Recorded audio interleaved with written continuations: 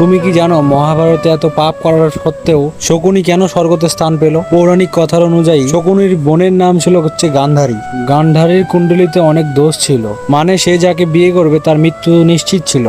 এই জন্য গান্ধারীর বিয়ে ধৃতরাষ্ট্রের সাথে হওয়ার আগে একটা ছাগলের সঙ্গে তার বিয়ে দেওয়া হয়েছিল। যখন এই কথাটা ধৃতরাষ্ট্রের কাছে পৌঁছালো তখন ধৃতরাষ্ট্র গান্ধারীর পুরো পরিবারকে কারাগারে পাঠিয়ে দিল। যখন কারাবাসে শকুনির বাবার মরার সময় আসলো তখন সে শকুনিকে এমন একটা কথা দিল যে শকুনি কৌরবদের ধ্বংস করে দিবে।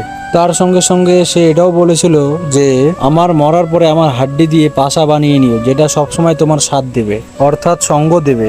আর শকুনির এই পাশাগুলোই পাণ্ডবদের হারিয়ে কৌরবদের মহাভারতে জিতার উৎসাহতা দেখিয়েছিল। শকুনির মৃত্যুর পর শকুনিকে যমরাজ একদম স্বর্গে নিয়ে গিয়েছিল, কেননা শকুনি তার বাবার কথার খেলাপে যায়নি এবং তার বাবার মনোকামনা পূরণ করেছিল, আর এই জন্য শকুনি স্বর্গে গিয়েছিল।